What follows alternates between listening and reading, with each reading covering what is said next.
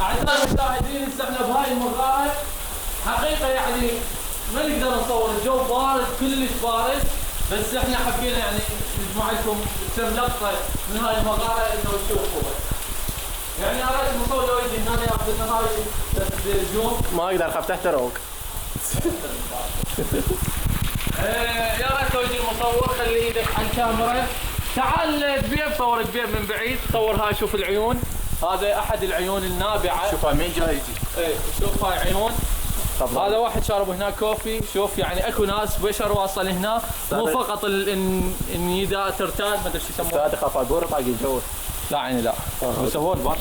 لا مو تكتب بالتصوير، اخذت الكواليس. اي يعني نقطعها كات كاتونه طوط طوط.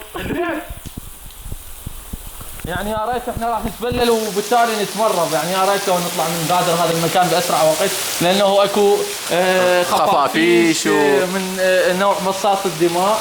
يعني شوف هذيك الفتحه، مصاص شربت راني. شوف هذيك الفتحه، يعني انتم شويه ظلمه ما راح تشوفوها اكيد.